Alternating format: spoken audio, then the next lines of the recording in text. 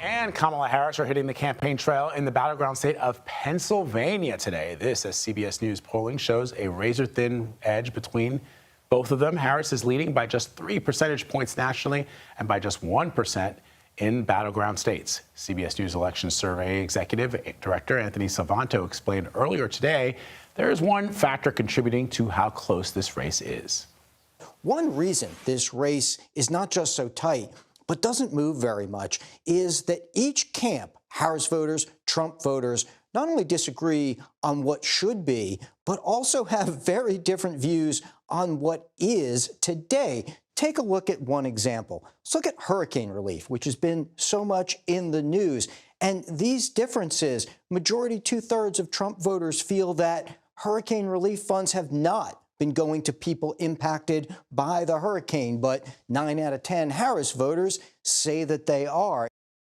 All right, for more on the race for the White House, we have a team of our campaign reporters based in Washington to break it down for us. Let's begin first with Jake Rosen, and then we'll pivot to Nidia Cavazos. So, Jake, let me begin with you. The Trump campaign this morning.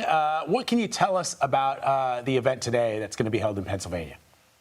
So Donald Trump will be in a Philly suburb later today. The campaign has really spent a lot of time focusing on the central and western part of the state. He's coming back towards Philadelphia, where Republicans have been outspent in the state, though a ton of money has been going into Pennsylvania politics this cycle. And the campaign has really made an emphasis of courting these voters on economic issues in the suburbs of major cities. We've seen Donald Trump go to the suburbs of Harrisburg repeatedly, the suburbs of Pittsburgh repeatedly, and now he'll be in the suburbs of Philadelphia. This comes off of a weekend where Donald Trump was in Colorado and California, 2 states where he is extremely unlikely to win, as we know, Vlad. But he's making the same argument to them that their lives would improve, same as any of these battleground states, on things like immigration and the economy if Donald Trump gets reelected.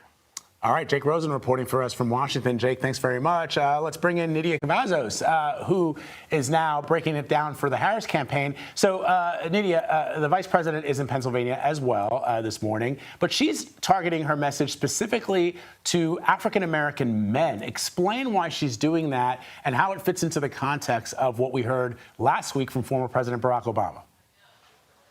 Good morning, Vlad. Vice President Harris will be focusing on courting specifically black men throughout this week, and we're going to be seeing it through different campaign efforts and as well as today in Pennsylvania.